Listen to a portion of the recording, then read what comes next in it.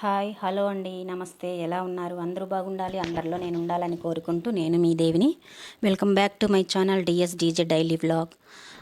ఇక్కడ అండి నేను పైకి మిద్దె పైకి అయితే ఇంకా వర్క్ జరుగుతూ ఉంది కదా, వెళ్ళడం లేదనమాట పైకి. సాయంత్రం వెళ్ళే లోపల ఇంకా వర్కర్స్ కూడా 6:30 అట్ట వెళ్తున్నారు. ఇంకా ఉదయము ఇంకా బట్టలు వేయడానికి అయితే వెళ్తున్నాను అనమాట. సరే, ఇంకా ఎలా వచ్చింది, ఎంతవరకు వచ్చింది అనేది అయితే నేను కూడా పైకి ఎక్కి అంత వివరంగా చూడడం లేదు. పైకి ఎక్కి మా వారన్నీ చూసుకుంటున్నారు కదా, నేను కూడా ఇంకా టీ అవి ఇస్తూ ఉన్నాను. తెల్లవారి 10కి ఇస్తాం టీ. ఇంకా సాయంత్రం అయితే 4 గంటలకు అట్లా టీ ఇస్తానన్నమాట వర్కర్స్కి. ఏదైనా వేసింది ఇట్లా ఇంట్లో బోండా అట్లా ఏదైనా కూడా వేసి వాళ్ళకి ఇస్తానండి వర్కర్స్కి సాయంత్రం అయితే. ఇంకా పైకి అయితే ఒకసారి ఎక్కి చూద్దామని చెప్పి ఈరోజైతే ఎక్కుతున్నాను. సరే, ఇంకైతే ఇలా ఉందన్నమాట మిద్దె పైన. ఇంకంతా కూడా కింద టైల్స్ అంతా కూడా తీసేశారు. ఇంకా ఆ విధంగా కమ్మి వేసి ఇంకా అయితే సైడు ఇలాగంతా చేయాలన్నమాట. ఇంకా లోపల పైన అంతా కూడా వర్క్ ఉంది. ఇంకా ఇప్పుడే మొదలైంది. ఇంకా 3 నెలలన్నా పట్టేటట్టుంది. ఇంకైతే నా వాషింగ్ మిషన్ రూమ్ అయితే ఇలా అయిపోయిందండి. ఇంకా అలా చూడండి ఒకసారి అయితే వాషింగ్ మిషన్ ఎలా కూరకపోయిందో సిమెంటు బస్తాల సందుల్లో, ఆ మిషన్ సందుల్లో నా బట్టల మిషన్ అలా అయిపోయింది.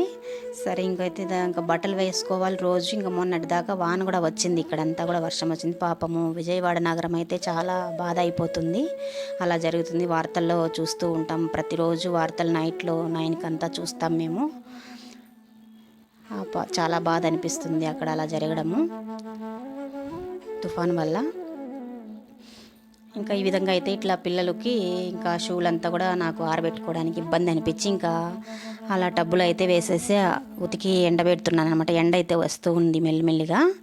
సరే, పైన చెట్లు అయితే చూసి వచ్చాను, ఎలా ఉన్నాయి నా చెట్లు, అవి ముఖ్యం కదా ఒకసారి అనేసి పైకి ఎక్కి చూస్తే ఎట్లో రాత్రి వర్షం పడి ఉండదు. నాకు దిగే పని లేకుండా ఆ పక్క అవైతే బాగా కలకలని కనబడుతున్నాయన్నమాట మొక్కలైతే ఆ పక్క. సరే, ఇంకెందుకులే ఆ పక్క దిగడము, నీళ్లు పట్టడానికి చెట్లకు అని చెప్పని అయితే పోలేదండి. చూసి అయితే వచ్చాను ఒకసారి. మా వర్క్ అయితే అలా ఉందన్నమాట పైన. నా సబ్స్క్రైబర్స్ అందరూ కూడా ఒకసారి అయితే చూస్తారనే ఉద్దేశంతో పెడుతున్నానండి. సరే, ఇంకైతే మా వారైతే దీపం పని అయితే చూసుకుంటున్నారు. ఇంకా టిఫిన్ చేద్దామని. ఇంకా మా పిల్లలకి ఆ రోజు స్కూలు లీవు, కానీ ఇంకా క్లాస్ అయితే ఉందంట చిన్నమ్మాయికి పెద్దమ్మాయికి అని చెప్పి అయితే రెడీ అయ్యారనమాట. ఇంకా మా వాడు క్వశ్చన్ల మీద క్వశ్చన్లు వేసుకుంటూ, ఇప్పుడేం చేస్తున్నావు, ఇప్పుడేం పులుసు చేస్తావు, ఇప్పుడు ఏం చేసి పెడతావు నాకు, ఇదేంది అదేంది అని నాకు తిక్క పట్టిస్తున్నాడు ఒకసారి. సరే, నేను ఇంకా లాస్ట్ కూరగాయలన్నీ అయిపోతే మన ఫ్రిడ్జ్లో మిగిలేదంతా తలా ఒక్కొక్కటే కదా. టమాటాలు 2, పచ్చిమిర్చి 4, వంకాయలు 2, బెండకాయలు 4, చింతపండు అయితే రసానికి మిగిలితే కొంచెం అయితే పక్కన నానబెట్టున్నాను, అది కొంచెం పక్కకు పెట్టాను. మొన్న పుదీనా కట్ట అయితే తెచ్చాను మార్కెట్లో. 1-2 మిగిలిన కాయలంతా ఒక బ్యాగ్లో వేసి పెట్టాను అనమాట. బెండకాయ పుల్లగూరలాగా చేద్దాము, దానికి బాగుంటుందనేసి అని. ఇదేంది వంకాయ, ఇదేంది బెండకాయ అని అడుగుతూ ఉన్నాడు మావాడు. ఇంకా వానికి అన్ని క్వశ్చన్స్ చెప్పుకుంటూ సరే అయితే ఇంకా అన్ని టేబుల్ మీద పెట్టాను. మధ్యాహ్నంగా అట్లా చేద్దాంలే బెండకాయ పులిహోర, దానికి సంగటి బాగుంటుంది అట్లా. సరే, దానిపైన అయితే అడపెట్టినాను. ఇంకా చూడండి, ఇక్కడ అక్రోట్ పప్పులు అయితే రాత్రి నానబెట్టుకున్నారు. మా చిన్నమ్మాయికి కొంచెం మైండ్ చిన్నది కామెడీగా చెప్తున్నా. అంటే ఒక విషయం 2-3 సార్లు చెప్పాలి, అందుకని బ్రెయిన్ బాగా పని చేయాలని అక్రోట్లు అయితే తెచ్చున్నారు. మొన్న మా వారు 2 ప్యాకెట్లు తెచ్చారు ఎక్కడో హోల్సేల్లో. సరే, ఇంకా అవైతే రోజు నానబెట్టలేదా ఏమని చెప్పనేసి అరుస్తూ ఉన్నారనమాట మా వారు పిల్లల్ని. అవన్నా చేసుకోవచ్చు కదా, ఇంకా నా పని నాది, ఆ పిల్ల పని ఆ పిల్లది, మీరు కూడా అట్లే ఉంటే ఎట్లా చేసుకోవాలి కదా అని పిల్లల్ని అరుస్తూ ఉంటారు. ఆయన అయితే అరచాలి, ఎవరో ఒకరి ఇంట్లో అరవకపోతే చెప్పిన మాట వినరనమాట పిల్లలు. ఇంక ఈ విధంగా అయితే అరుచుకుంటూ ఉంటే నానబెట్టి ఇంకా అది కూడా తినడం కూడా మర్చిపోతారు, వెళ్ళిపోతూ ఉంటారు స్కూల్కి. సరే, ఎత్తుకొని తినండి అమ్మని చెప్పని చెప్పాను. నా కొడుకు నాకు ఇచ్చిపోతున్నాడు ఒకటి. సరే, ఇంకైతే ఇప్పుడు టిఫిన్కు ఇడ్లీ అయితే చేసి పెట్టానండి. దానికి కొబ్బరి సూప్ లాగా చేద్దాము చికెన్ మసాలా వేసి అనేసి ఇలాగైతే చేసుకుంటున్నాను. చాలామందికి వచ్చే ఉంటుంది, ఎంతమందికి వచ్చనేది కామెంట్ చేయండి.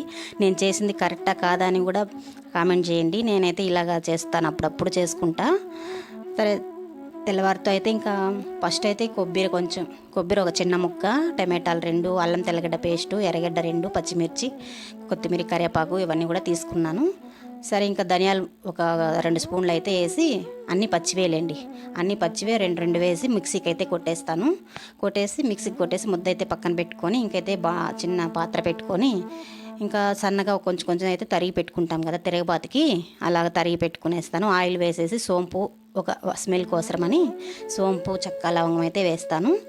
వేసిన తర్వాత ఇంకా ఆయిల్ వేసేసి అవన్నీ వేసేస్తాను. బాగా కొంచెం అట్లా వేగిన తర్వాత స్మెల్ వస్తూ ఉంటుంది కదా, అప్పుడు ఈ ఎర్రగడ్డ ఇవన్నీ కూడా ప్లేట్లో ఉన్నాయి కదా, ఈ పోపు అవేండి ఎర్రగడ్డ టమాటా పచ్చిమిర్చి కూడా వేసి బాగా కలబెట్టేస్తాను. అవి వాడుతూ ఉండంగా దాంట్లోకి ఉప్పు పసుపు కూడా వేసేస్తాను. తర్వాత అయితే ఇంకా ఈ మిక్సీలో కొట్టుకున్న ముద్ద కూడా అయితే వేసేస్తాను అనమాట.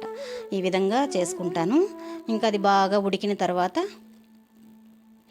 కొంచెం చిక్కబడుతుంది పులుసు మనకి, అలాగ చిక్కబడితే బాగుంటుంది. అంతవరకు అయితే ఉడకనిస్తానండి.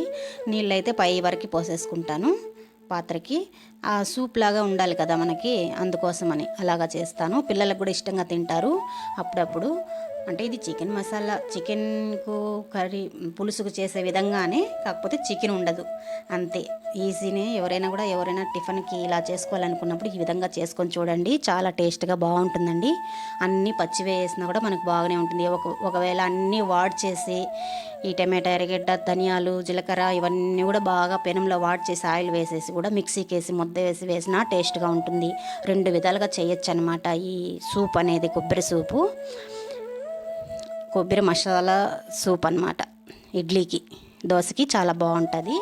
ఒకసారి అయితే ట్రై చేసి చూడండి, ఈజీ అనిపిస్తుంది.